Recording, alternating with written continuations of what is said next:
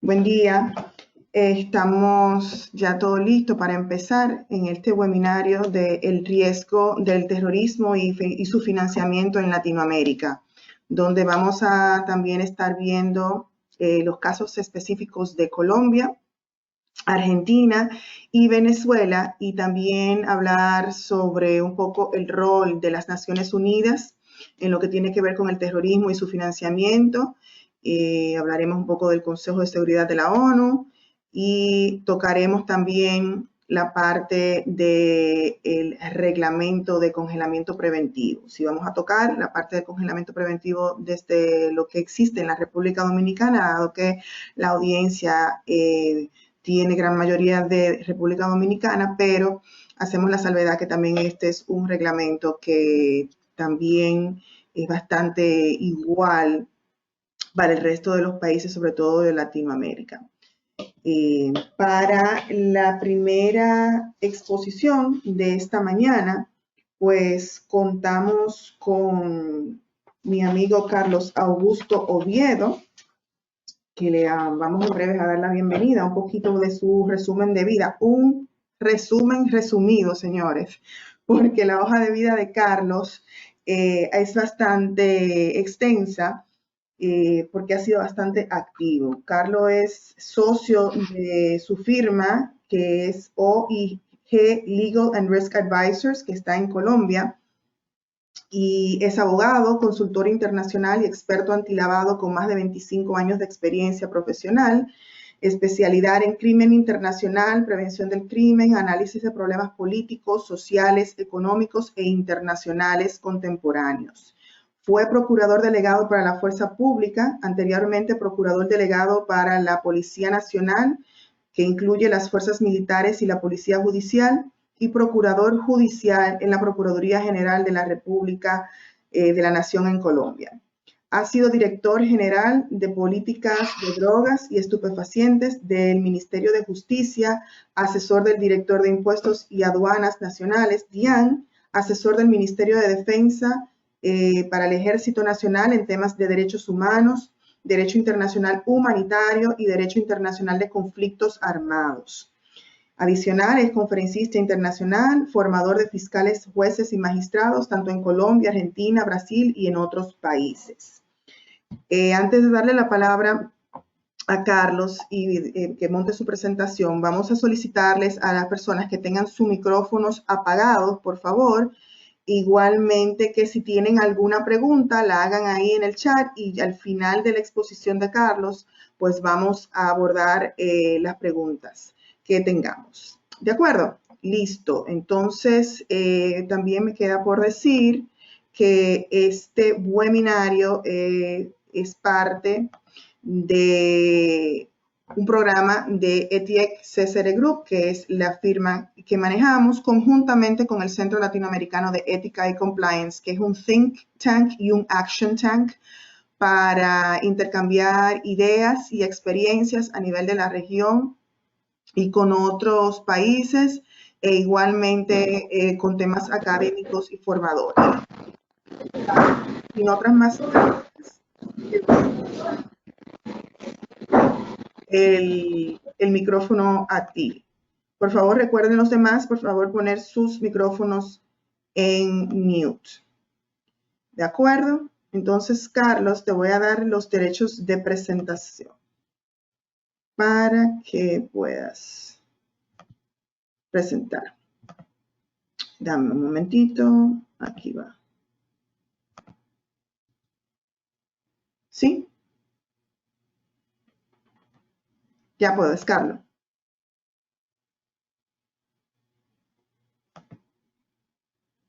¿Me escuchas? Claudia, muy buenos días. Listo. Muy buenos días a todos los asistentes a este webinar. Agradeciéndote, Claudia, y a los demás conferencistas, en particular a mi gran amigo Hiromi, este espacio que nos concedes para reunirnos con nuestros amigos en Latinoamérica, hablando de un tema que consideramos es de la máxima importancia.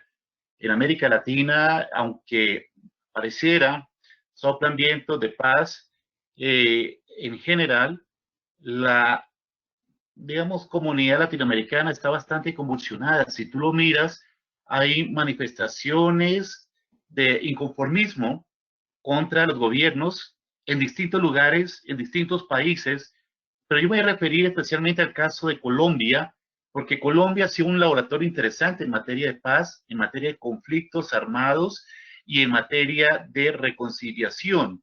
Y esto tiene que ver todo con el tema que vamos a abordar de la financiación al terrorismo, porque las organizaciones criminales, llámense estas guerrillas, llámense paramilitarismo o simplemente grupos delincuenciales organizados armados, generan grandes recursos con actividades criminales que requieren no solamente lavar, sino que además utilizan para financiar su actuar violento.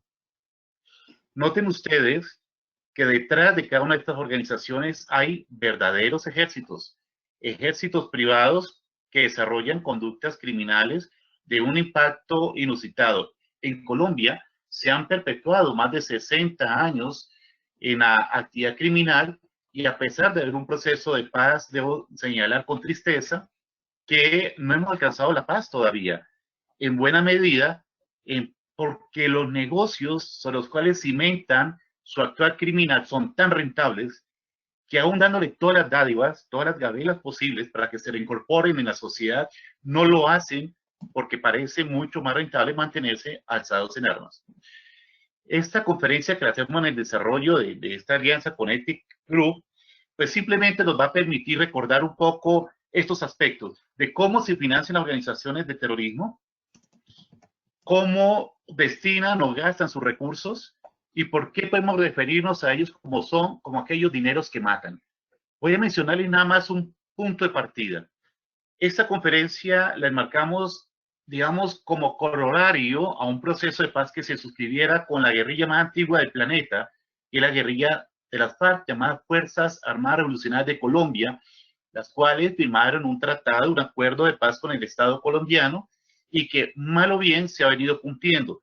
No obstante, partes de estructuras han reincidido en el delito, siguen controlando el negocio y narcotráfico, luego la financiación, esas actividades criminales y esas actividades terroristas encajan perfectamente dentro del tipo penal que estamos abordando en el marco de esta conferencia, donde buena parte de los recursos de estas organizaciones criminales terminan en la economía formal, en la economía lícita, a través del sistema bancario, mercado de capitales, negocios cambiarios o compra y venta de tierras o bienes de alto valor. Si bien mi conferencia me marca una esperanza para la paz, y voy a citar a quien fuera, digamos, orientador del proceso, que era nuestro presidente anterior, en donde decía que el hecho de la paz haya sido catalogado como el primer cartel del narcotráfico del mundo y se haya desmovilizado, ayudar a desmantelar el narcotráfico, era pues una buena noticia. Bueno, pues parte de la estructura, más de 8.000 personas se mantienen al margen del conflicto, pero ya hay reincidencias, es decir, personas que se acogen al proceso de paz que se han vuelto a armar o se han unido con otra guerrilla que no se había desmovilizado, que era el ELN, y hoy tiene un ejército superior a 2.000 integrantes. Es decir, de alguna manera, hemos reducido el tamaño del conflicto de 10.000 a 2.000, pero siguen desarrollando conductas que son criminales. El contexto es muy importante. Quiero decirlo que Colombia, aunque estoy refiriéndome al país al que yo pertenezco, del cual soy nacional, no es el único país que enfrenta amenazas de conflicto a nivel global. El mundo no está quieto. Y de hecho, parte de lo que vivimos en el marco de COVID-19, algunos lo insertan dentro de una guerra, digamos, no convencional que se está dando entre los grandes poderes del mundo.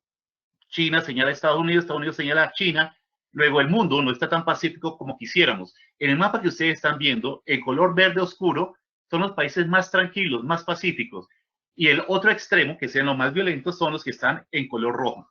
Fíjense ustedes que Colombia, que tiene frontera con Venezuela, se encuentra en un tono entre amarillo y naranja, lo cual en ese cuadro que sigue estar en un punto intermedio en donde hay niveles de conflictividad que en cualquier momento pueden detonar y generar nuevamente una exacerbación del conflicto. De hecho, en Colombia mueren diariamente líderes sociales, personas que se oponen a los cultivos ilícitos, mueren defensores de derechos humanos, hay amenazas en números reducidos frente a lo que fue en el pasado, pero que para nosotros que estábamos con la esperanza de llegar a un país en paz, pues todavía vemos esto con mortificación y con asombro. Pero piense que estamos en el mismo nivel de conflicto como puede estar México por la guerra de las drogas, Nicaragua, y para qué decir, Estados Unidos tampoco es mata de la tranquilidad por su contexto. Poniéndole cifras a la financiación del terrorismo, en esta gráfica ustedes ven cómo esa cifra, que es de hace 4 años antes de que se desmovilizara la guerrilla de las FARC, aparecía como el tercer grupo terrorista con mayores ingresos del mundo. Y para algunos era el mayor cartel de narcotráfico, como en su momento lo fueron los paramilitares. No olviden ustedes que el conflicto armado en Colombia no se da por ideologías, algún momento tuvo algo que ver con la Guerra Fría que no se libró entre Rusia, entre la Unión Soviética y Estados Unidos, pero que en Colombia se dio, como en América Latina, guerrillas de izquierda y movimientos paramilitares de derecha que combatían entre sí. Pues bien, Colombia hereda eso del conflicto de esa Guerra Fría y rápidamente muta de guerrillas de izquierda y paramilitares de derecha y se vuelven más o menos lo mismo, carentes de ideología, pero que se lucran de negocio de narcotráfico. Estas cifras son relevantes, no perderlas de vista, porque nos muestra la dimensión del problema. Es lo que movía 600 millones en un año, que es una cifra bastante conservadora. Algunos alcanzan a decir que la guerrilla FARC acumuló un patrimonio superior a los 20 mil millones de dólares, pero que a pesar de los esfuerzos no se han podido identificar en dónde o cómo se han ocultado. Digamos que en 60 años han podido colocarlo gradualmente, lo han disfrazado bajo el despojo de tierras o compra de tierras y podrían ser hoy por hoy los mayores terratenientes en nuestro país. Quiero decir que el punto de partida y mi contexto estoy tomando finales del siglo XX, comienzos del siglo XXI, para señalar que este tema de la financiación del terrorismo está muy asociada con temas de conflictos. A finales del siglo XX se dio una cantidad de procesos de paz que, dicho sea de paso, se dieron en ese momento cuando se establecía el Estatuto de Roma, que cambió las reglas de juego de los estados para la suscripción de esos tratados, de esos acuerdos de paz. ¿Qué fue lo que cambió? Antes los procesos de paz terminaban el común denominador, como pasó en Centroamérica, con, digamos, amnistías generalizadas, en donde los paramilitares y guerrilleros de Centroamérica se movilizaron. La entrega de armas fue gradual, paulatina, algunos no entregaron armas, pero dentro de esas concesiones, esos movimientos guerrilleros y esos movimientos alzados en armas terminaron reinsertados en la vida política como actores políticos de primer orden, y en Centroamérica, el Frente Sandinista de Liberación, el Movimiento Arena, la Unificación de Honduras, todos ellos terminaron pujando en la lucha democrática por el poder, y en algunos casos son exitosos, como lo fue en Nicaragua el sandinismo, y en Salvador también llegaron a hacerse al poder democráticamente. ¿Por qué señalo esto?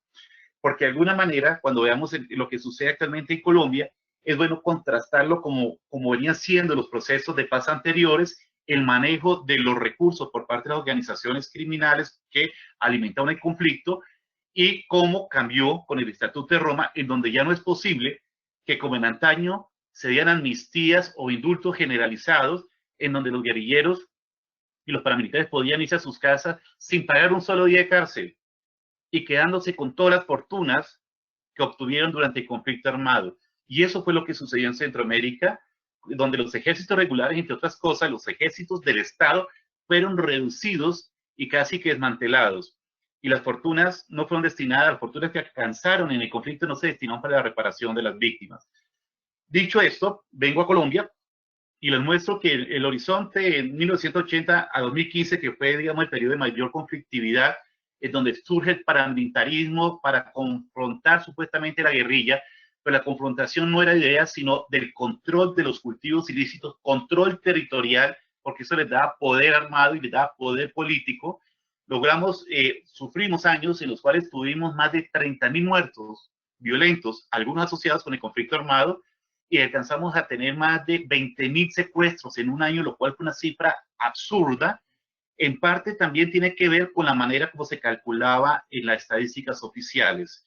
Me explico. En el gobierno del presidente Pastrana se estableció que cuando alguien era atracado en la calle y lo retenían para hacerle el paseo millonario, que era coger, retener la persona, quitarle la tarjeta e ir de cajero en cajero para retirar dinero, eso constituía secuestro, una manera de agravar la conducta del hurto.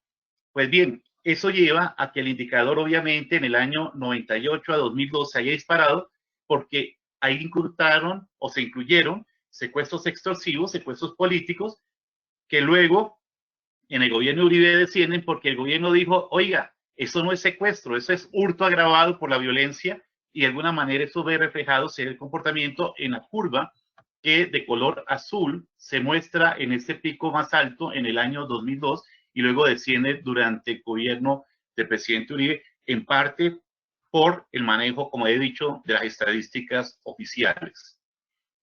Colombia, como le he dicho, tiene luces y tiene sombras. Luces porque Colombia como laboratorio de paz es tremendamente interesante para entenderlo, comprenderlo por la dimensión del conflicto y porque era el último conflicto activo de grandes dimensiones a nivel nacional que había a nivel global o en América Latina. Colombia como laboratorio de paz se evoca de un autorizado negociador británico que era Jonathan Powell, que fue representante del gobierno inglés en las negociaciones con el IRA, decía Colombia la última esperanza o la única esperanza que tiene el mundo para probar que es posible construir la paz bajo los nuevos estándares internacionales. Esos estándares internacionales son a los que me he referido, fruto del Estatuto de Roma y el establecimiento de la Corte Penal Internacional, que impedía que los procesos de paz terminaran con amnistías generalizadas y generan la obligación a los estados de investigar los graves crímenes, los horrendos crímenes cometidos durante el conflicto armado. Colombia ha entonces desmovilizado paramilitares en número superior a 8.800 militares armados, paramilitares armados, pero que se movilizaron en esa movilización 45.000. Uno no se explica por qué pasaron de 8.800, casi 10.000, a 40.000. De lo que se dijo es que se movilizaron redes de apoyo. Algunos miran con sospecha que se movilizaron también narcotraficantes, delincuentes comunes que querían tomar ventaja de los beneficios que la ley de justicia y paz le otorgaba al paramilitarismo durante el gobierno del presidente Uribe. Esa situación se tradujo en lo siguiente: los paramilitares, muchos de ellos, los líderes de paramilitarismo, reconocieron responsabilidades a cambio de recibir unas penas reducidas, a semejanza de lo que sucede actualmente con la guerrilla. Pero hay otra cosa: ellos no entregaron fondos de reparación de víctimas y no entregaron los recursos que obtuvieron durante la actuar criminal del paramilitarismo, donde acumularon recursos de minería ilegal, de narcotráfico, etcétera, etcétera. Ya lo veremos más adelante. En tanto que las guerrillas de izquierda, que eran un montón, en Colombia tuvimos 17 guerrillas simultáneamente actuando, y en la actualidad no nos quedan sino dos, el reducto de las FARC y del ELN. De resto se han desmovilizado. Muchos de ellos también terminaron con concesiones de participación en la actividad democrática colombiana. He allí un registro, un documento histórico que les comparto, donde están las firmas originales, tanto de los negociadores de gobierno como los negociadores de la guerrilla, en el acuerdo de paz que se suscribió con las FARC en diciembre del año 2016. Ya vamos para 4 años. Quiero decirles que todos esos recursos de conflicto armado quedaron en manos de los que lo obtuvieron fruto del actuar delincuencial, que debieron entregar parte de esos fondos para crear un fondo de reparación de víctimas a semejanza de lo que existe con el Fondo Fiduciario de la Corte Penal Internacional, que lo estaban provistos para reparar a las víctimas. Sin embargo, si me preguntan cuánto aportó la guerrilla ofreció entregar 40.000 millones de pesos colombianos, que eso no es más que alrededor de unos 15 millones de dólares, cuando hace un momento les dije que las cifras de lo que ya habían obtenido en el conflicto podía llegar, algunos llegan hasta 20.000 millones de dólares, otros más moderados dicen que tienen alrededor de 3.000 millones de dólares. En todo caso, 15 frente a 3.000 o 15 frente a 20.000 millones de dólares, pues es una cifra irrisoria, bastante insignificante. Pero al Estado colombiano sí le ha costado demasiados recursos combatirlos, y ahora en el posconflicto destinar buena parte de los recursos a restablecer las heridas y el tejido social después de un conflicto armado.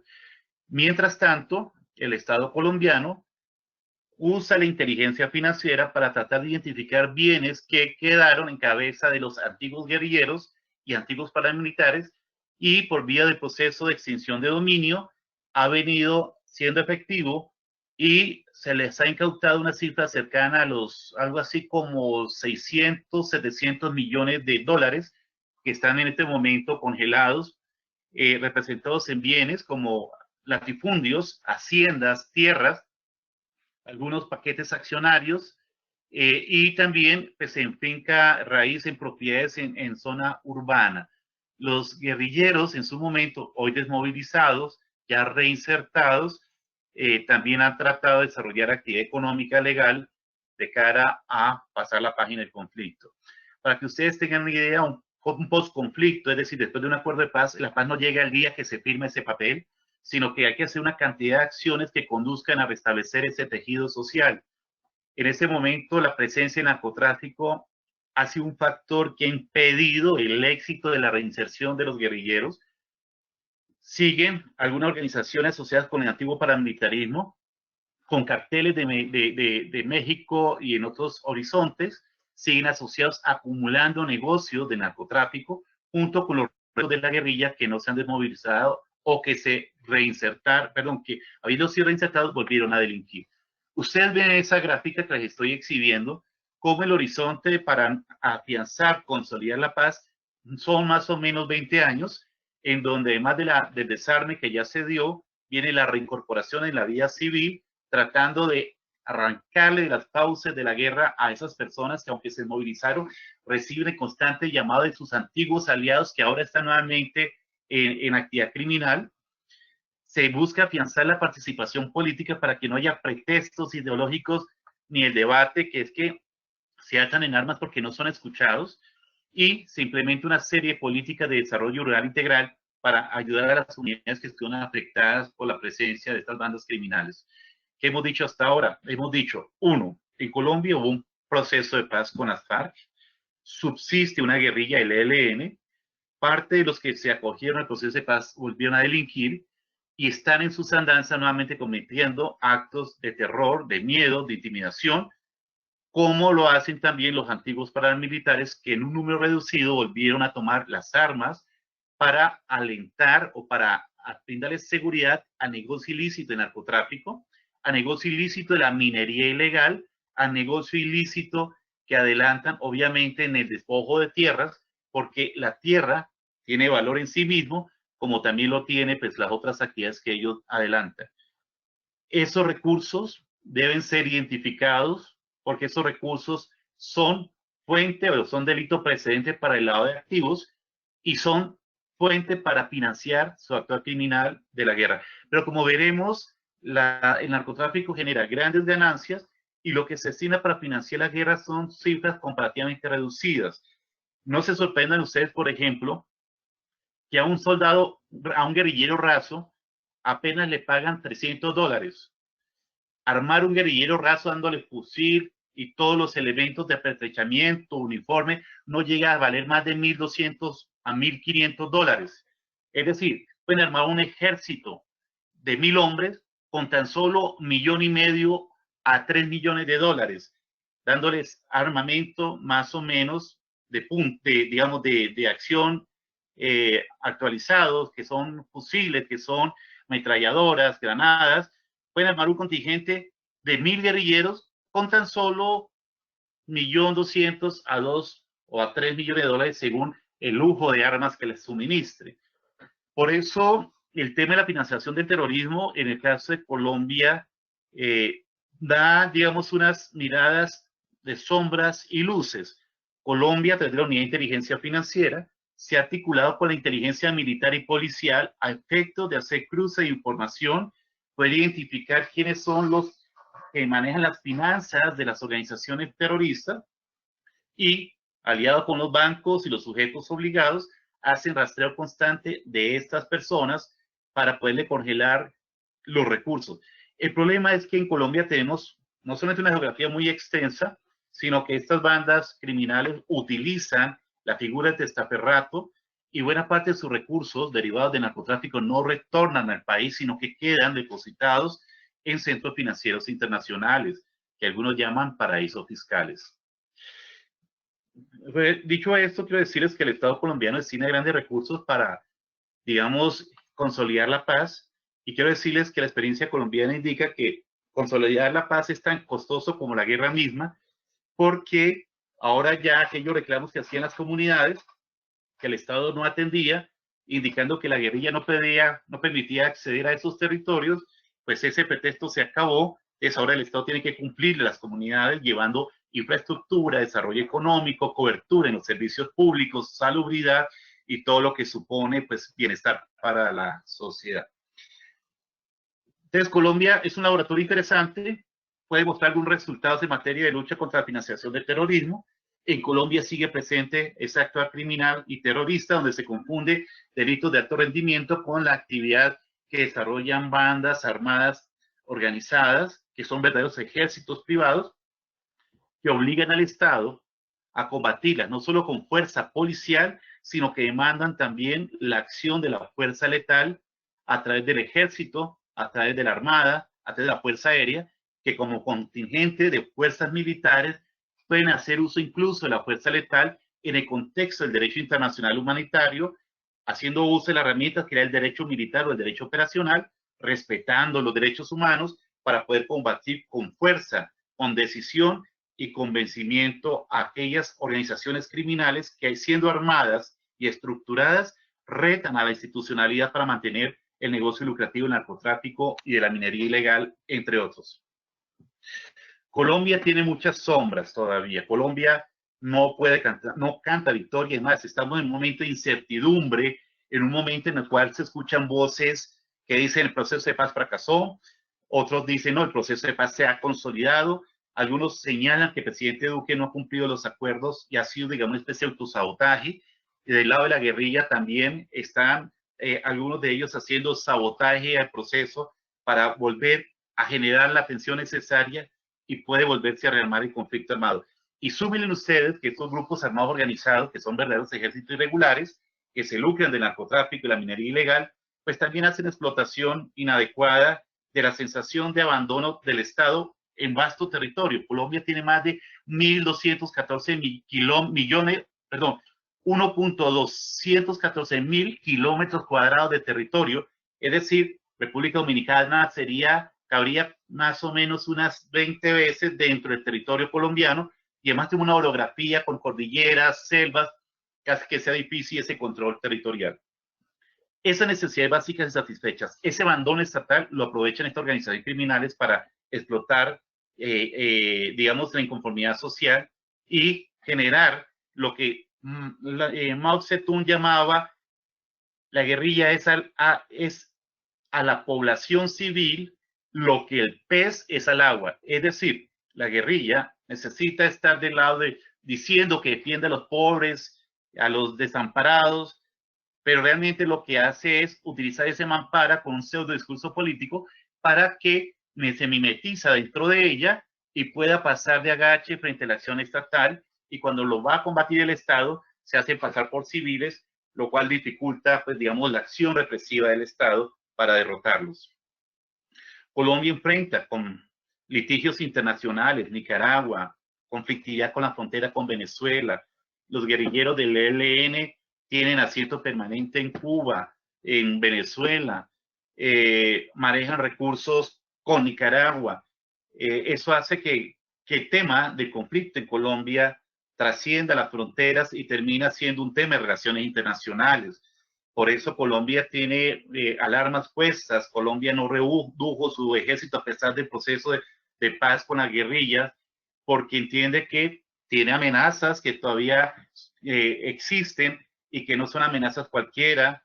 Constantemente el gobierno de Venezuela señala a Colombia una serie de cosas que no necesariamente son así, pero que muestran la tensión y la conflictividad.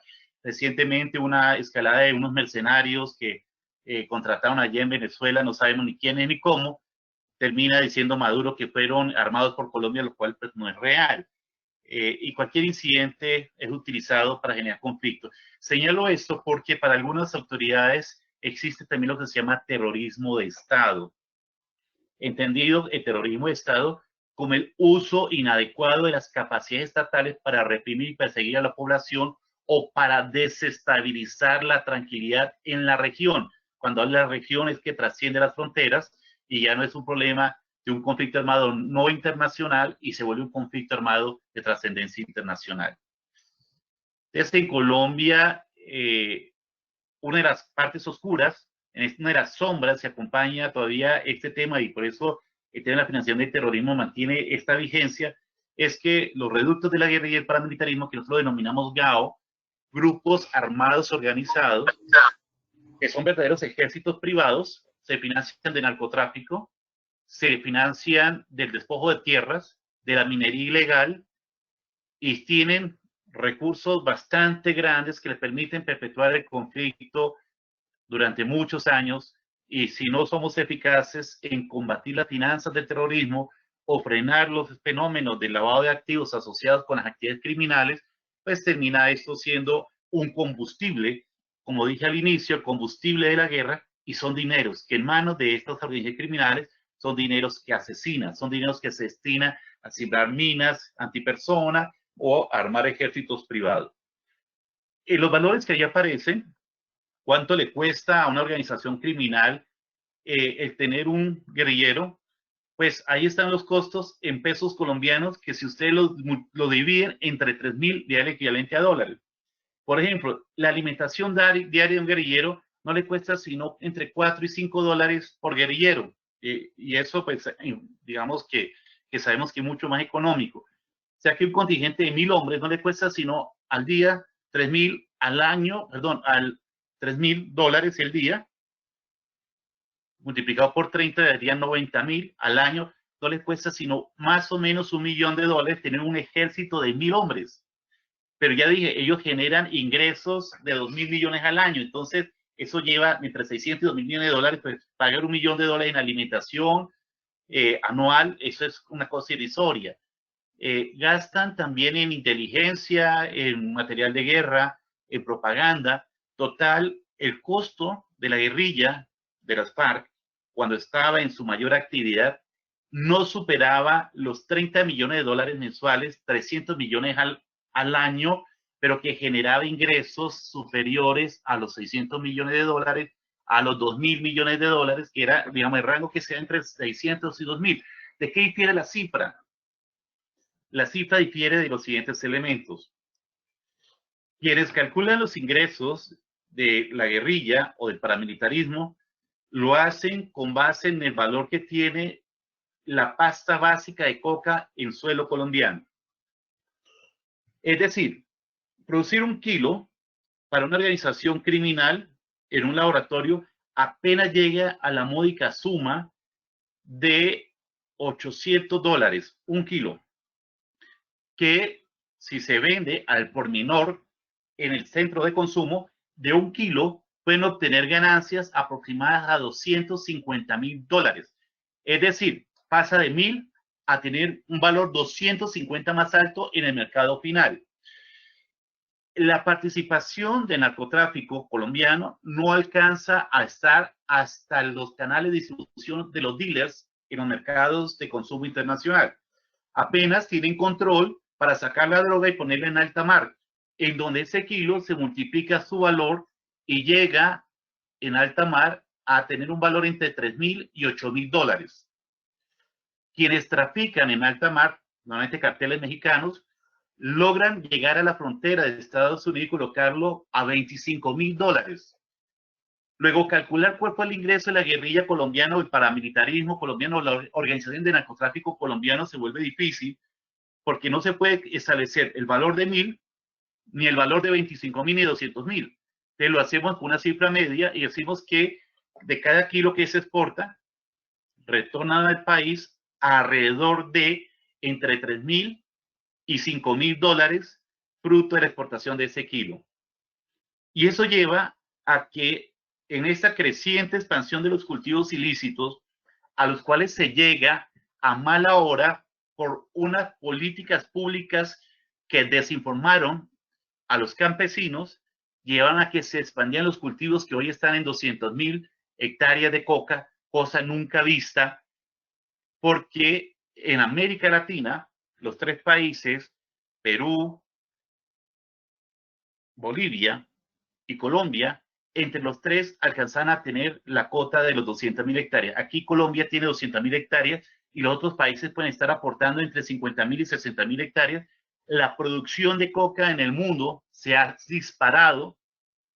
Pasamos de producir a nivel mundial, digamos, 1.000 toneladas métricas, y hoy se están ofertando entre 1.500 a 1.600 toneladas métricas de cocaína. Eso es una cifra enorme que demanda y que genera grandes ganancias y que no necesariamente está asociado, no necesariamente todos esos recursos regresan al país porque el negocio no está a mano exclusiva de colombianos, sino que es una transnacional del crimen, pero que esos recursos, así sean 1.000 millones, 2.000 millones de dólares que manejan esta organización criminal, retornan al país parcialmente y son combustible de conflicto armado que se sigue manifestando en el país. La fortuna de las guerrillas entonces sigue en manos de las guerrillas, no han hecho compensación, ellos se habían comprometido a devolver tierras, viviendas, para que las víctimas fueran reparadas, no lo hicieron, no lo han hecho, no lo van a hacer. El Estado tendrá que identificarlas, arrebatárselas por medios judiciales, respetando el debido proceso. Es una tarea de nunca acabar. Para muchos eso es un engaño que ha cometido la guerrilla, para otros es lo mismo que hicieron las guerrillas en otros procesos de paz, que ellos decían no nos desmovilizamos si no nos permiten transitar hacia la normalidad, y transitar hacia la normalidad es entre menos nos persigan, si nos judicializan diremos que somos perseguidos nuevamente por el Estado. Eso ha llevado a que de alguna manera el Estado encuentre algún grado de oposición, incluso por supuestos defensores del proceso de paz o supuestos defensores de derechos humanos, que cuando le tocan la fibra a alguno de estos líderes desmovilizados, critican, censuran la acción estatal. Pues bien, para cerrar esta exposición rápidamente, Colombia no ha logrado pasar de la guerra a la paz. Sí hubo una disminución notoria en un 80% del accionar criminal. Sigue habiendo desplazamiento forzoso, sigue habiendo criminalidad organizada de narcotráfico, de la minería ilegal. El Estado colombiano ha subido un elevado costo. Hay registrado más de 8 millones de víctimas en un país de 49 millones de habitantes, es decir, cerca del 17% de la población es considerada víctima y el Estado la está indemnizando. Sumen a los elevados costos que tiene la pandemia del COVID, donde la clase media ha disminuido sus ingresos y el Estado está subvencionando salarios, subvencionando recursos para las clases más necesitadas y para que no se acabe el empleo, dando crédito a las empresas para garantizar el empleo. Eso lleva a que las finanzas del Estado estén totalmente desequilibradas y que en este momento se genera un espacio que puede ser utilizado y nos preocupa muchísimo porque eso genera más descontento contra el Estado que esas organizaciones criminales van a querer aprovechar. Hay casos puntuales en los cuales vemos cómo la comunidad internacional a veces toma partido por situaciones internas, a veces con conocimiento, otras veces con desconocimiento. Para algunos que, digamos, pensamos que era posible el desarme de las organizaciones guerrilleras, vemos ahora con algo de optimismo, pero con algo de desconfianza lo que está ocurriendo. Somos críticos y hacemos voces críticas respecto a lo que el Estado hace, pero también con mayor crítica a lo que hacen los reinsertados de la guerrilla, lo que hacen los desmovilizados y mal desmovilizados del paramilitarismo, porque seguimos sintiendo amenazas que ponen en riesgo la estabilidad del país y también de la estabilidad de la región. No por nada está la foto ahí de mi querido vecino, Nicolás Maduro, porque pues él es un factor que incide en la ecuación de la guerra interna en Colombia, como también incide Estados Unidos por las razones que ustedes quieran ver, porque es un centro importante de consumo de drogas, porque interviene en la política interna del país, porque es un factor que puede actuar como pie de la balanza o desestabilizar la situación de conflicto en el país. Y en todo este escenario de combate contra la criminalidad, de combate a las finanzas que mueve la criminalidad, pues se requiere concurso de todas las naciones, porque los recursos son movidos de manera, a través de los centros financieros internacionales, de manera transnacional, y eso nos genera a nosotros, digamos, a los sujetos obligados, la obligación de fortalecer los esquemas de prevención, detección y control, y fortalecer lo que llamamos el sistema de administración de riesgos de, de financiación de terrorismo y de lavado de activos, toda vez que pues, es la única manera que tenemos para quitarle esos recursos asesinos, esos dineros que matan, del poder de quien lo detenta. De acuerdo al tiempo que me había sido asignado para la disertación, he destinado, Claudia, los 30 minutos, me pasé tal vez 5 minutos, estoy atento a tus indicaciones o doy paso a lo que tú orientes. Agradeciendo mucho la invitación, espero en este recorrido rápido haber mostrado la situación actual de Colombia, las luces, que son la esperanza, y las sombras, que son los retos que debemos enfrentar para poder contener el creciente, nuevamente el recrudecer del conflicto, si no tomamos acción y si no frenamos la llegada de esos recursos nuevamente a esas organizaciones armadas ilegales. Muchas gracias, Claudia, y gracias al auditorio. Gracias, Carlos, como siempre, bastante explícito, profundo, con bastante detalles. Sabe, Carlos, que quiero también saber, porque nos diste un panorama bastante amplio de los inicios de las situaciones en Colombia con los carteles, la situación de las drogas con narcotráfico, cómo eso se une luego con las guerrillas y con grupos organizados. Pero me gustaría que nos comentaras, eso es en cuanto internamente en Colombia, pero ¿qué apoyo internacional o de otros países han tenido estos grupos ya denominados terroristas, como son las guerrillas, y por ejemplo en el caso de las FARC, que lo es, ¿qué fondeo o qué soporte o apoyo internacional ustedes han visto? Nosotros vemos que esto que tuvo origen en la Guerra Fría, acuérdense, los guerrillas comunistas, paramilitares aliados pro Norteamérica, muestra que durante mucho tiempo hubo un flujo de potencias mundiales. En la actualidad se sigue presentando, Claudia. Nosotros vemos, por ejemplo, no solamente la participación directa o indirecta del gobierno venezolano en el tema, sino también algunos de los que fueron o han sido sus aliados.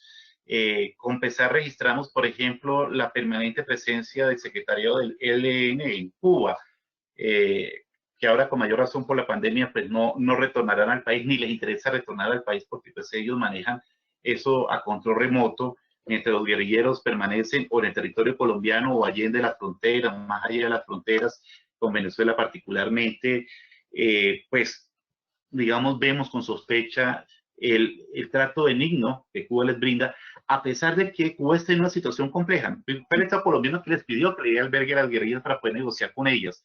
Pero después de que terminó el proceso de paz, que ha finalizado el proceso de paz, luego vimos que los que se habían reinsertado a la guerrilla volvieron a Cuba y Cuba nuevamente les da acogida, ya no para facilitar el proceso de paz, sino como una guarida de terroristas, de delincuentes que allí encuentran un paraíso para pasar sus temporadas largas veraneando en vez de estar rindiendo cuentas ante la justicia. Dos, Colombia ve con preocupación dos temas que quiero resaltar, que tienen que ver con la injerencia de las potencias mundiales. Nótese cómo durante un tiempo creímos que extraditando a los narcotraficantes a Estados Unidos podíamos combatir efectivamente el narcotráfico porque durarían muchos años en la cárcel y en Estados Unidos los tendrían y ellos no podrían volver al país a delinquir. Pues bien, con tristeza vemos que las penas impuestas en Estados Unidos fueron tan leves, tan bajas, tan benignas para ellos, que ya muchos de ellos han vuelto y están en Colombia delinquiendo. Es decir, hicieron públicas sentencias de 20 años, de 23 años, pero curiosamente a los 8 años, 7 años, ya están de vuelta en el país y algunos de ellos rearmando sus ejércitos privados y generando factores de desestabilización, con el agravante que como botín de guerra, cuando salía extraditado un narcotraficante o mataban a un narcotraficante, el narcotraficante que lograba esa victoria se hacía suyo el patrimonio del que ya no estaba. Pues ahora que están volviendo estos narcotraficantes que estuvieron extraditados en Estados Unidos, que vuelven a Colombia, se vuelve un factor de desestabilización porque le pasan donde lo que era su lugarteniente y le dicen devuélvame los bienes que usted me apropió, que usted me quitó, y como no lo hacen voluntariamente, se generan conflictos y vuelven a aparecer muertos, vuelven a aparecer personas arrojadas a los ríos, cosa que es bastante grave en torno al incremento de la delincuencia. Entonces, sí hay intervención, interferencia de naciones extranjeras porque intervienen o alimentando a un bando o porque intervienen para supuestamente, en el caso de la extradición, llevárselos, pero después no lo devuelven y vuelven ya a paz y salvo con la justicia, a seguir delinquiendo y a disfrutar de sus millones, porque negociaron con la justicia norteamericana entregando una parte, pero se reservan otra para volver a delinquir. Ya, y también me gustaría saber, Carlos, que se ha podido identificar en Colombia sobre las organizaciones internacionales de terrorismo, como las reconocidas ISIS o Al-Qaeda o Hezbollah, si tienen algún tipo de presencia, sobre todo en la parte de la Amazonas jungla o de Colombia. Sí, gracias Claudia por la pregunta. Yo me había focalizado en la guerrilla nacional, pero no puedo dejar pasar por alto que hay dos sectores de frontera, uno de frontera Colombia-Venezuela, un pueblo que se llama Maicao. En el mejor momento Maicao alcanzó a albergar, es un pueblo de 40.000 habitantes, de los cuales 22.000 eran árabes que se dedicaban al comercio y al contrabando, pero por cuenta de una serie de factores de orden económico, ese pueblo se ha venido marchitando y hoy no habrán más de 3.700 a 4.000 árabes que se ubican en esa región. Durante un tiempo se miraba con cierto grado de sorpresa las transferencias de dinero que hacía Maicao con destino a Siria, con destino a Líbano, y algunos alcanzaban a decir que habían raíces del Hezbollah que tenía, digamos, milicianos o personas durmientes que cometían los delitos y se venían a ese lugar que es zona de frontera, tierra de nadie, a buscar refugio y estar ahí, digamos, quieto. Y el otro lugar en América Latina donde se veía un fenómeno parecido en la ciudad del Este, que queda en la triple frontera, es una ciudad que queda en Paraguay, pero que en la triple frontera con Brasil, Paraguay y Argentina. Esta zona también tiene la característica de tener un alto grado de habitantes vinculados con las raíces árabes, no necesariamente ser musulmán y árabe es terrorismo, pero el que hubiese personas de esa ascendencia permitía o permite que sea, digamos, como lugar donde pueden camuflarse, esconderse o ser sitio seguro para pasar temporadas aquellos miembros que estaban asociados con el terrorismo árabe activo. Listo. Sí, definitivamente que las situaciones de inestabilidad causadas por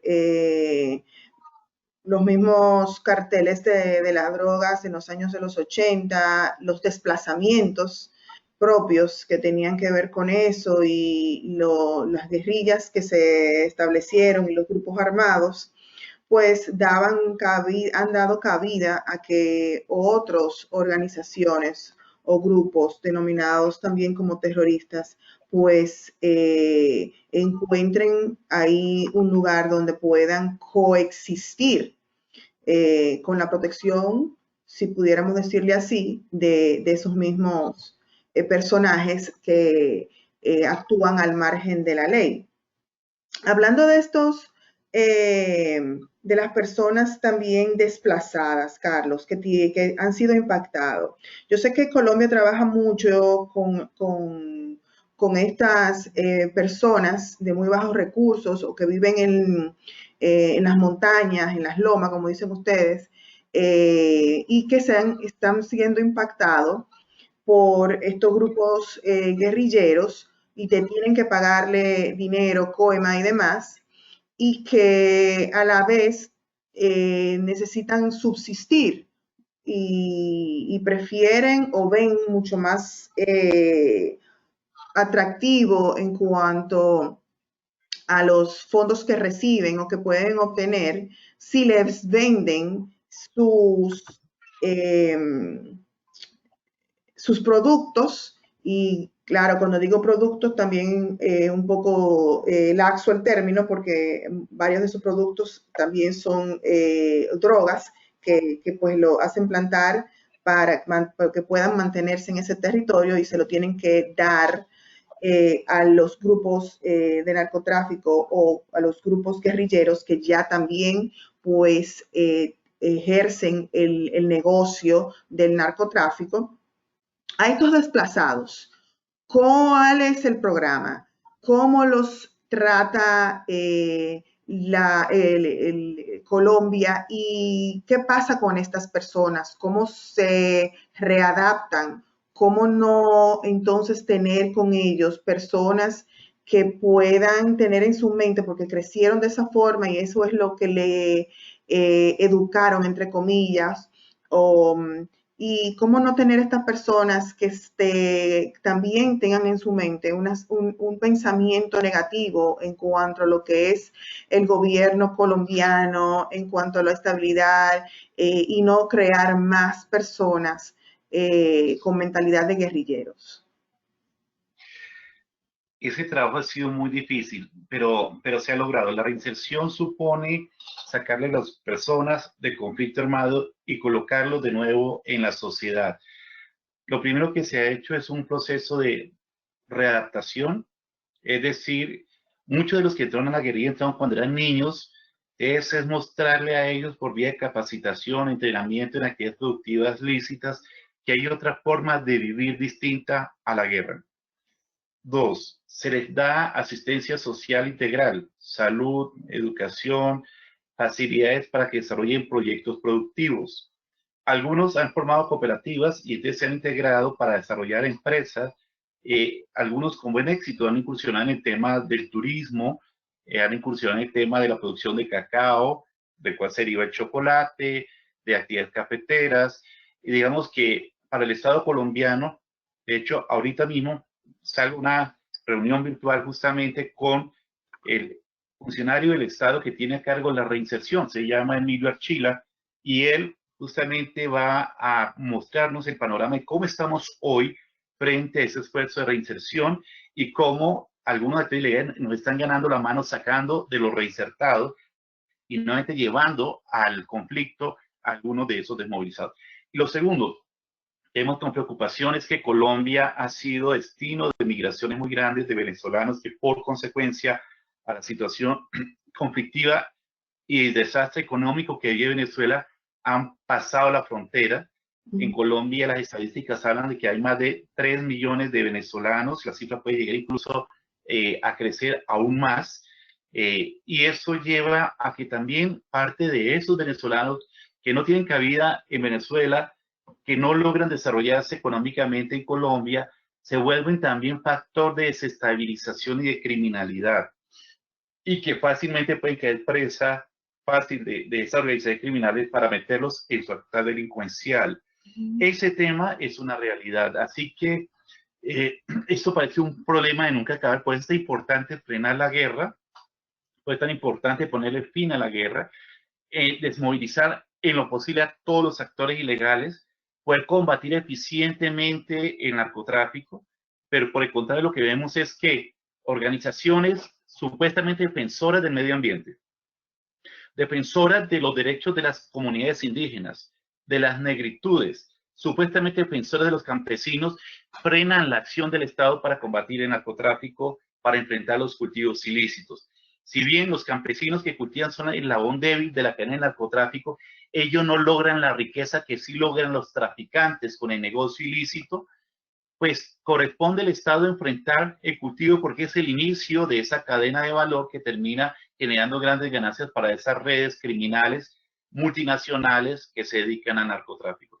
Con esto entonces te respondo que el Estado invierte mucho en redactar a estas personas, pero por el otro lado, los enemigos de la paz, los actores criminales tienen muchos más recursos que son mucho más tentadores para motivar el retorno a la actividad criminal de estos desmovilizados o tentar a personas que nunca estuvieron en conflicto, pero por necesidad económica creen que esa es una actividad fuente de ingresos de la cual se pueden lucrar.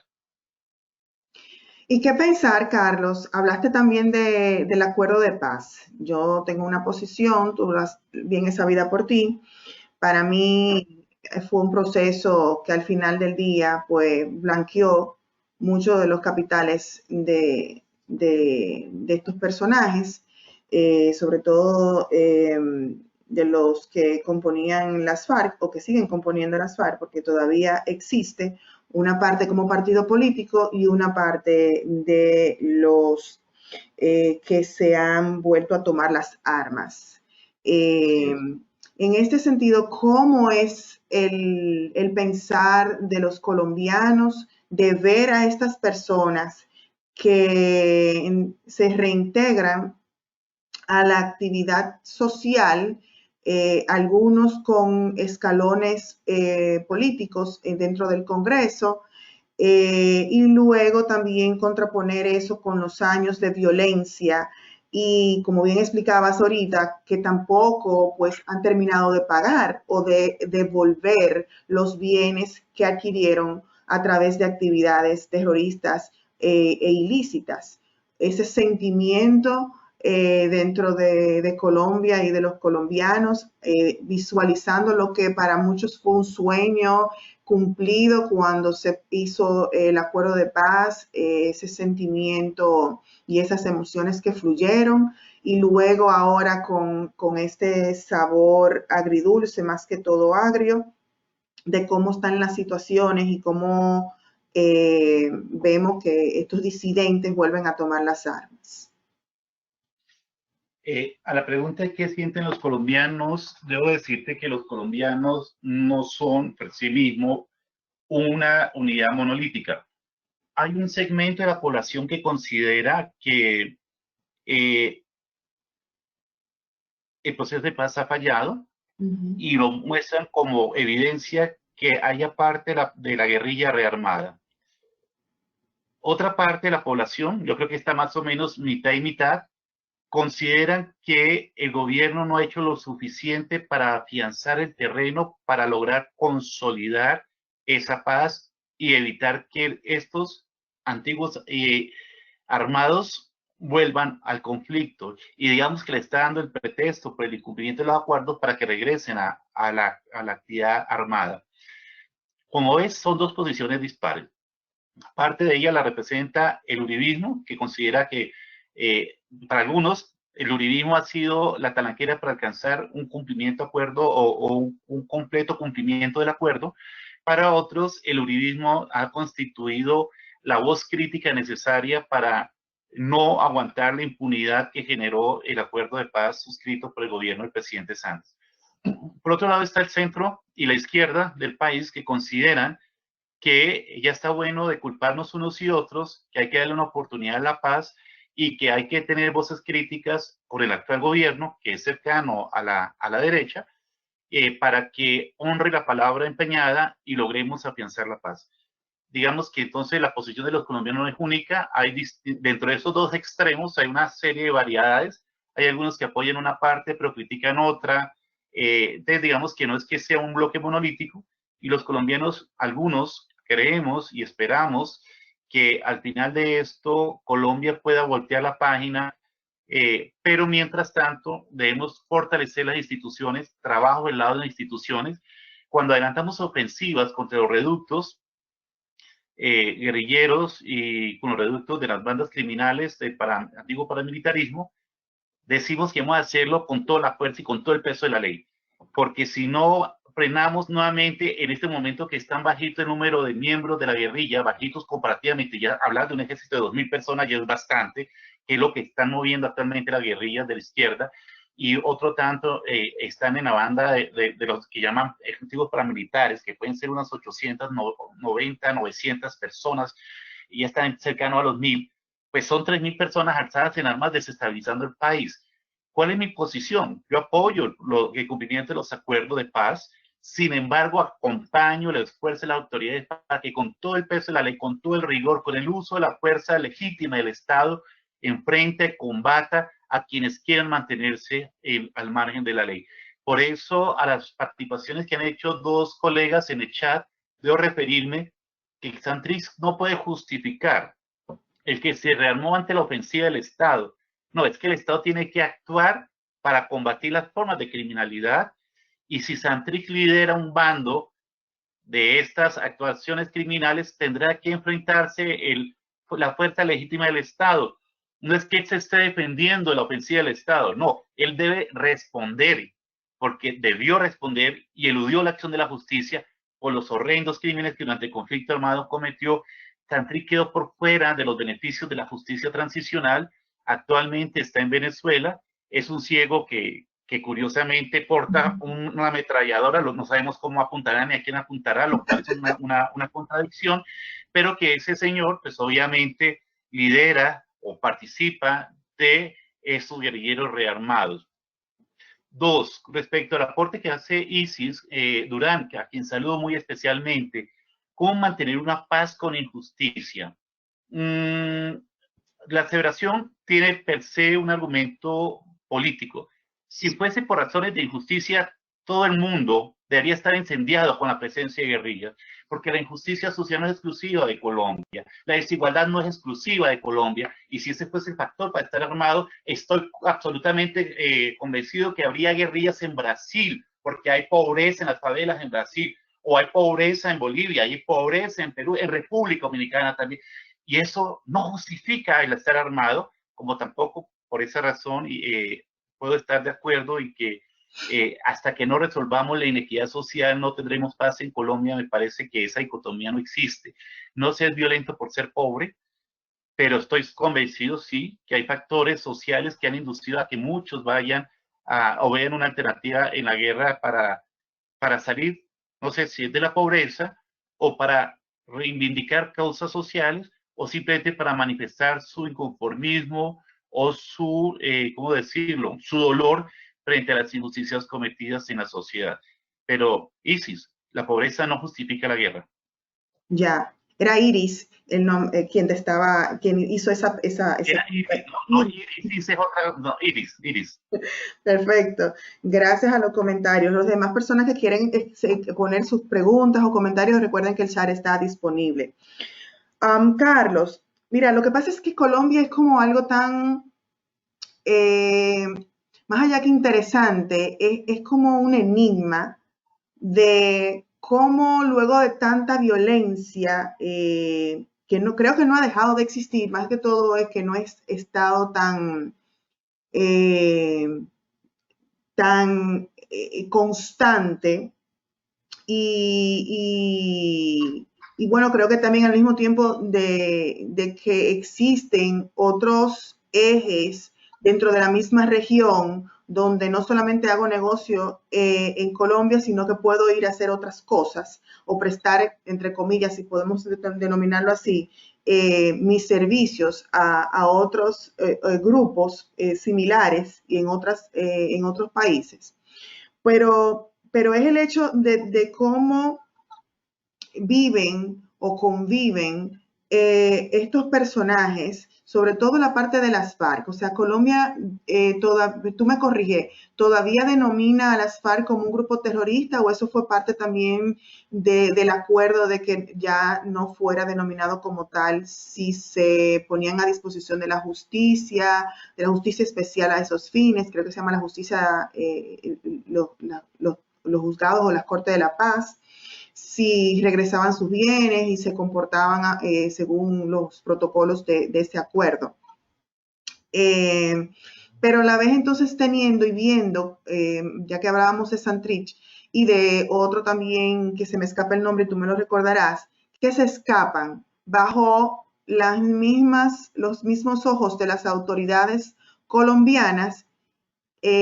Cómo no saber dónde estaban, cómo no haberle estado dando seguimiento y monitoreo, para luego entonces reaparecer, como bien decías, en el vecino país de Venezuela. O sea, ¿cómo es eso posible? Sabiendo toda la inteligencia que ha manejado Colombia por muchísimos años, la gran información que tiene y la gran formación que tiene y que obtuvo a través de otros países, sobre todo el apoyo de los Estados Unidos, para manejar estas situaciones. ¿Cómo es eso posible que estas personas logran escaparse?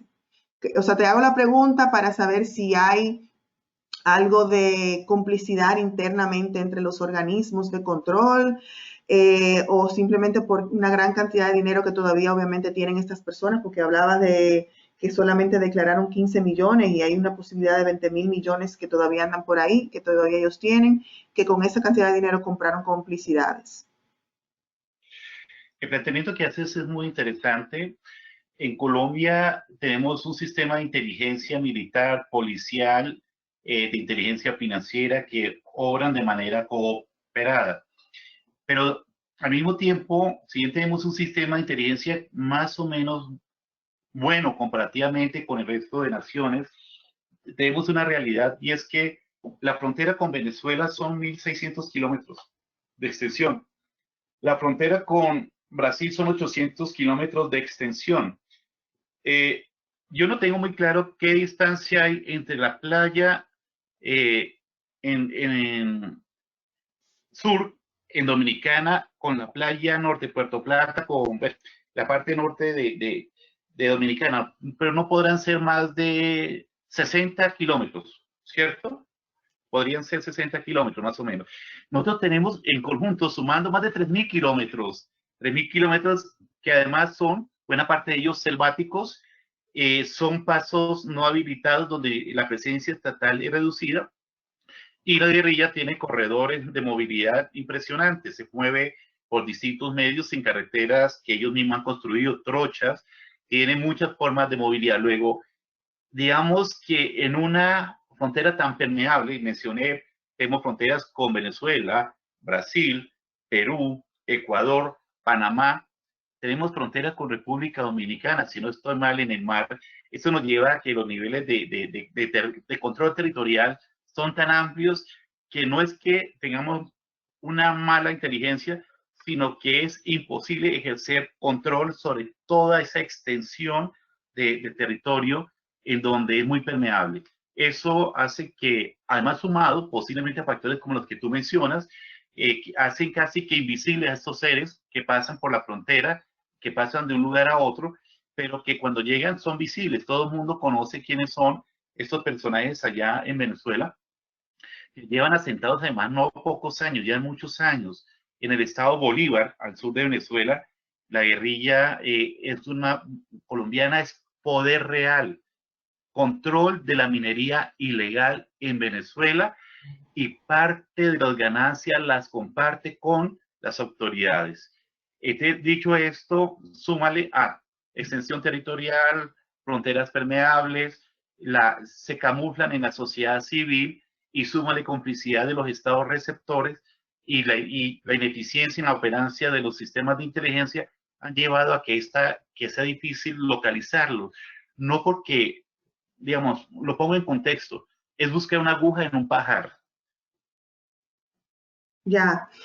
Carlos, también mencionabas el hecho de que las extradiciones que fueron realizadas de grupos de personajes involucrados en el narcotráfico, en las drogas y demás actos delictivos a los Estados Unidos, sobre todo, que era como el gran miedo que tenían estos carteles y estos capos del narco en sus momentos y que vemos relatados en los documentales y obviamente en los videos y los audios que se han puesto a disposición y cómo se negoció para que no se dieran la aprobación de la extradición en diferentes etapas en Colombia, en diferentes gobiernos dentro de Colombia, pero que al final nos relatas que el tiempo que fueron a cumplir a los Estados Unidos, particularmente corto, contrapuesto con el nivel de criminalidad que desempeñaron dentro de Colombia, sobre todo con actos homicidas y demás, y estas personas regresan. Entonces, la justicia colombiana está lo suficientemente fuerte, blindada, resguardada desde el punto de vista de que no puede ser sobornada o comprada sus sentencias para enjuiciar a este tipo de personajes, sobre todo con casos de terrorismo? Claudia, tu pregunta tiene un alto contenido de política, de alta política estatal. Colombia se debate y yo he dado debates en foros internacionales. Me acuerdo en el simposio de Sudamérica de magistrados de altas cortes en lucha contra las drogas. Yo le decía a los colegas que nosotros en Latinoamérica deberíamos tener herramientas parecidas a las que tiene Estados Unidos. ¿Cómo? Que los narcotraficantes delatan a sus socios, muestran cómo son sus estructuras y se comprometen a desmantelarlas, pagan una gran cantidad de dinero y le dan unas penas que a duras penas son 5, 8 años de detención efectiva y salen a seguir, digamos, gozando de la libertad, poniéndose al día con la justicia. En Colombia eso sería impensable. Nosotros solamente podemos perseguirlos, capturarlos, enjuiciarlos con las pruebas que el Estado obtenga, la rama judicial obtenga, pero no podemos lograr, no existen incentivos de colaboración, de delación como los que tiene Estados Unidos. Para que tengan ustedes un referente, un solo narcotraficante, Miguel Rodríguez Orejuela, en su negociación entregó 2.200 millones de dólares al gobierno norteamericano.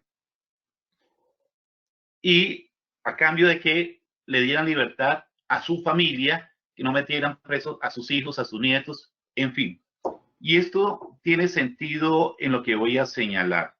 Esa justicia negocial o esa justicia premial puede ser parcialmente eficaz para capturar cabecillas, pero es tremendamente perversa y dañina porque está legalizando fortunas, porque está lavando dinero, porque está frenando la acción de la justicia colombiana. Pongámoslo de este lado.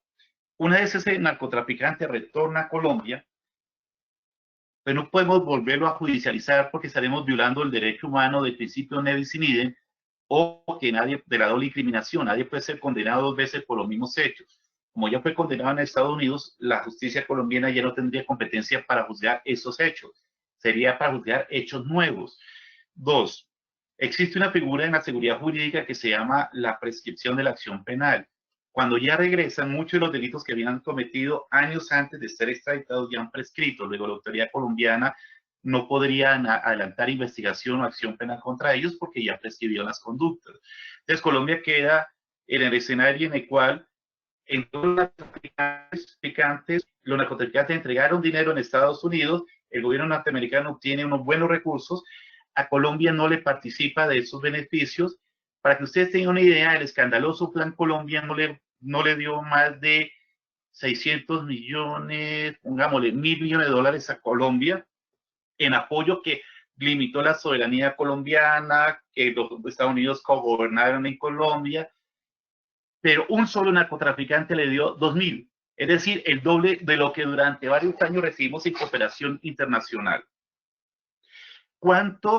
Si sumamos todos los más de 6.000 colombianos que han sido extraditados, en donde el más bajito ha dado 20 millones de dólares, si tú hubieran dado 20 millones de dólares, estaríamos hablando de 120.000 millones de dólares que habría recaudado el Estado norteamericano por cuenta de la figura de la extradición.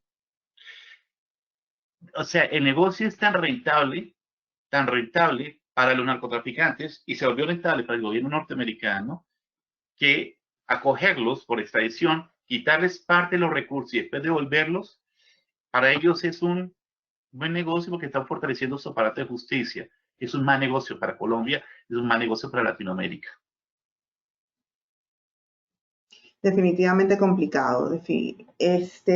Carlos, sí, por favor recuerden hacer las otras preguntas a los demás participantes, porque ya vamos casi culminando con Carlos, porque sé que tiene unos compromisos también con las autoridades en su país, pero no queremos desaprovechar su presencia. Carlos, ¿qué depara el futuro en la región y sobre todo Colombia para gestionar mejor ante este riesgo de la presencia del terrorismo y de su financiamiento? Estaba pensando y quiero saludar de manera especial a Elvis Chirinos, que hace una pregunta respecto a algunos mafiosos que después de cumplir penas en Estados Unidos, no regresan, sino que se quedan en Estados Unidos amparados por normas de cambio de identidad y siguen disfrutando de sus millones en Estados Unidos y controlando los millones que pueden tener enterrados en caletas en Colombia o invertidos en bienes en Colombia. Gracias, Elvis, por el aporte, y es una crítica muy constructiva y que apunta a responder la pregunta que nos ha formulado Claudia. Claudia nos dice, bueno, ¿y entonces qué hacemos con todo este fenómeno para enfrentar la financiación del terrorismo? Pues sobre eso, las 40 recomendaciones del GAFI, modificadas por las 8, dicen que hay que hacer un montón de cosas, entre ellos utilizar los mismos esquemas antilavado para identificar las finanzas del terrorismo. Pues bien, cuando el terrorismo no se ha podido definir internacionalmente qué es terrorismo, pues entender qué financia el terrorismo se vuelve más gaseoso y eso resta eficacia a las normas antilavado aplicadas en función de la financiación del terrorismo. Para darles una idea, para el Estado de Israel es terrorista el palestino que arroja piedras contra un militar israelita que siente que es un ejército invasor en su territorio. En Colombia, para el Estado colombiano, son terroristas quienes actúan bajo el membrete de guerrillas o falsos paramilitares que delinquen en el país, que siembran terror, zozobra o que pretenden alcanzar más beneficios jurídicos del Estado que ya han alcanzado a través de procesos de negociación y acuerdos de paz. Si eso es terrorismo, pues entonces las medidas para combatir el terrorismo primero sería que la comunidad internacional tuviera un estándar o una definición de qué es terrorismo.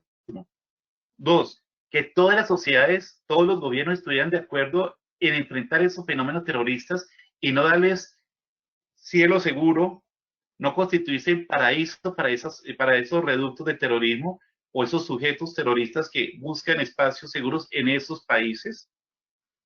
Tres, hay que entender también que el terrorismo puede ser cometido no solamente por actores ilegales, sino también puede haber terrorismo estatal. Me refiero al que, por decir algo, muchos venezolanos sufren en la represión del Estado venezolano hacia el ejercicio de las libertades, que quienes detentan el poder, cartel de los soles, están manejando grandes cantidades de recursos que se destinan no solamente para el lavado de activos, es decir, darle apariencia de legalidad para poderlo disfrutar a manos llenas, en donde en distintos lugares, en distintos territorios de la región, sino que también debemos estar de acuerdo en que esos recursos, en la medida en que son utilizados por esas cabecillas estatales que reprimen a su propio pueblo, también son recursos que están financiando ese actuar demencial, esa autoridad que con fines terroristas están apaciguando o están maltratando a su población. Fíjense que ya el solo concepto de terrorismo nos genera un reto. Y la financiación de terrorismo se confunde con el lado de activos porque tiene muchos elementos en común y factores diferenciadores. Por eso, cuando hace la pregunta, me refiero a que muchas de las normas antilavado serán de utilidad para combatir también la financiación del terrorismo, pero que se requiere elementos adicionales. Uno, para financiar el terrorismo no se necesitan grandes volúmenes de dinero. Yo les acabo de demostrar que con muy poco, con 3 millones de dólares, con 5 millones de dólares, en un año se puede armar una superestructura de ejército privado. Dos, acabo de comprobarles que hacer no les he mencionado, pero hacer una mina antipersona solo cuesta 1.5 dólares. En mi país, durante mucho tiempo, y estamos desarmando esas minas, se sembraron alrededor de 350,000 minas terrestres, llamadas minas antipersonas o minas quiebrapatas. Sembrar una mina cuesta 1.5 dólares. Desarmar una mina cuesta alrededor de 270 dólares. Es decir, los delincuentes que generan terror gastan muy poco, pero para el Estado volver a restablecer la tranquilidad y la seguridad le cuesta grandes cantidades de recursos. Para el narcotráfico, traer 2.000 millones de dólares al año es una gran fortuna para unos pocos narcotraficantes. El Estado tiene que gastar 8.000, es decir, 4 veces más para combatir la actividad de narcotráfico en mi país. Unos pocos se lucran al costo de desfinanciar el Estado, desangrar el Estado, dañar el Estado, dañar la tranquilidad. Dicho esto, América Latina, uno debe estar consciente que no hay una paz asegurada, que hay factores de desestabilización en la región, que hay necesidad de fortalecer las normas antilavado y de financiación del terrorismo, que los sujetos obligados deben ser menos comprensivos, cero tolerancia con los capitales que se destinan al actuar de las organizaciones criminales, no solamente porque las lavan, sino porque las destinan a financiar ejércitos privados, y eso supone, en esta época de pandemia, reforzar los temas como las supuestas donaciones de apoyo a las comunidades, controlar el movimiento de dinero en efectivo transfronterizo, controlar las sociedades sin ánimo de lucro, tener control sobre iglesias que a veces son utilizadas como mampara o fronting para manejar capitales que están asociados con actores criminales. En fin, hay muchas medidas que desde ese sistema nacional antilavado en cada uno de los países debe ser fortalecido para frenar el auge también del terrorismo en donde se presente. En Centroamérica, por ejemplo, algunos estados reprimen la oposición calificándolas como terroristas, pero se comportan como tales. Bueno, ustedes mirar lo que sucede en Nicaragua, o bueno, no quisiera señalar países, pero en la región hay muchos casos en los cuales se pone manifiesto lo que estoy señalando. Luego, el terrorismo tiene muchas caras, muchas manifestaciones, y las finanzas del terrorismo tienen tantas formas que las normas antilavado, aunque son útiles, no son suficientes para combatirlo. Claro, siempre es un marco y de buenas prácticas a los fines de poder gestionar, controlar, siempre va a haber una presencia, porque siempre van a haber vías, por eso se habla más el término de gestionar. Sabes que me ocurre una última pregunta, porque te he escuchado ya varias veces mencionar este término de factores desestabilizadores en la región. ¿Me escuchas, Carlos? Perfectamente, estoy contigo, Claudia. Disculpa, te decía que te he escuchado con el término de factores desestabilizadores en la región y unir eso con esta situación de, bueno, FARC como un partido político. A ver, bueno, ahí estamos, somos muy pocos, representamos casi nada. Creo que en un momento me dijiste que lo que representa dentro del Congreso es como menos de un 1%. De representación, pero entonces yo contrapongo eso a una realidad que estamos viendo hoy en día que se llama España, con un partido político que se llama Podemos, que era muy pequeñito y que no se pensó jamás que pudiese llegar a compartir poder, como son los procesos dentro de España, que se hacen acuerdos entre, cuando no logra un partido la mayoría, pues entonces hacen un acuerdo de poder para estar en conjunto. Y en este caso, pues entonces el PSOE hace un acuerdo con el partido pequeñísimo Podemos, que están ya las evidencias que han salido de que obtuvo financiamiento de parte del chavismo para que en su momento, cuando estuvo vivo Chávez, también, pues vamos a invertir aquí a ver qué será de este partido. Y bueno, pues y hoy vemos que está como vicepresidente de España el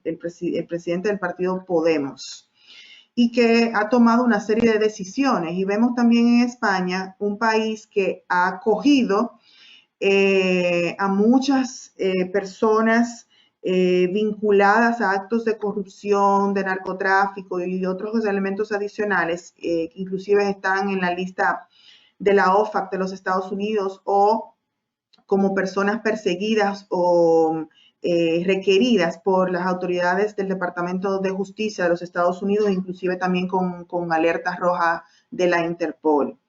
Y yo veo eso y yo veo también entonces que nos explicabas cómo el partido de las FARC o el grupo de terroristas de la FARC en su momento tuvo también muchas relaciones y obviamente se ve que mantiene porque sus mismos disidentes huyen y es hacia Venezuela que huyen. ¿Cómo ven ustedes o han estudiado que este partido FARC en su momento pueda pues comprar voluntades, si así queremos ponerle, y llegar a estar en una posición como está Podemos en este momento en España, y que el Estado de Derecho en Colombia se había comprometido, de que las estrategias estatales tomen un giro totalmente de 180 grados en Colombia. Correcto. Respecto a eso, las FARC no se ha constituido en una alternativa real de poder. En Colombia, en las últimas elecciones, de 20 millones de votos depositados en las urnas, solamente recibieron 40.000 votos. Tiene una presencia en el Congreso fruto de las curules que les fueron otorgadas durante el acuerdo de paz, en donde la participación de la bancada es ínfima, es irrisoria en materia de iniciativas legislativas y en materia de control político. Digamos que el partido de la FARC no se constituye en una alternativa de poder y tiene lo que denominamos un efecto Alka-Seltzer, que es el efecto de un efervescente. Cuando se dio el proceso, puede tener alguna notoriedad en la popularidad, pero sus propios ejecutores lo han llevado en declive. Está más bien a punto de desaparecer. El partido FARC, yo creo que solamente sobrevivirá el tiempo que las curules del acuerdo le permitan estar presentes en el Congreso.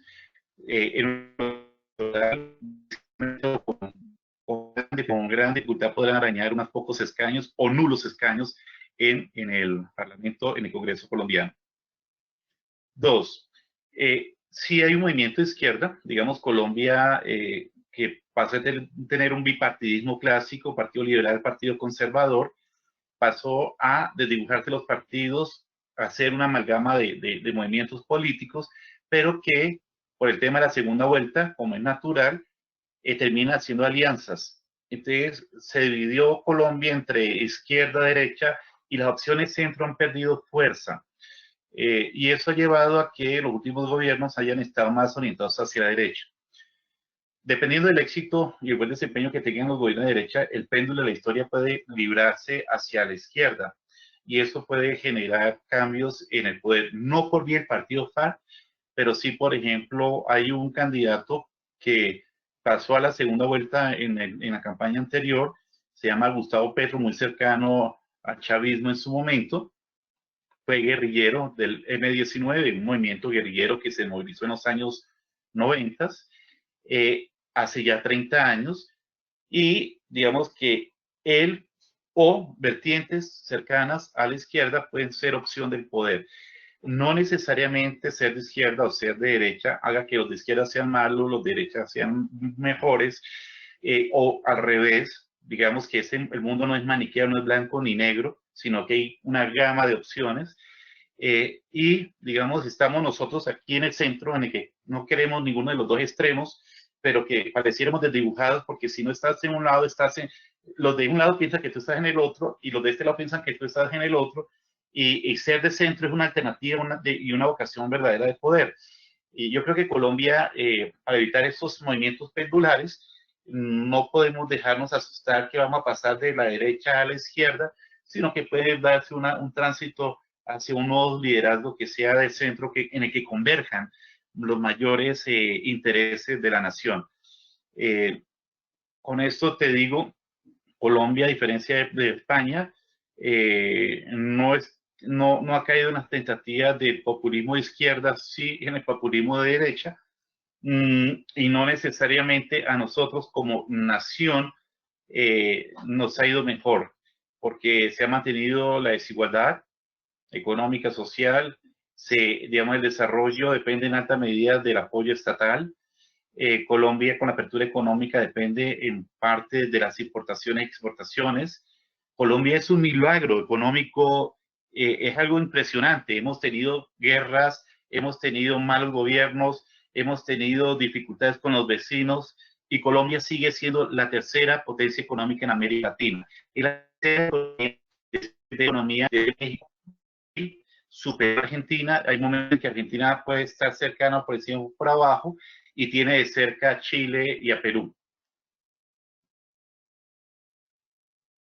Ya. Bueno, esperemos entonces y veremos cómo se desenvuelve Colombia en estos sentidos y con estos factores desestabilizadores, como bien dices, de la región.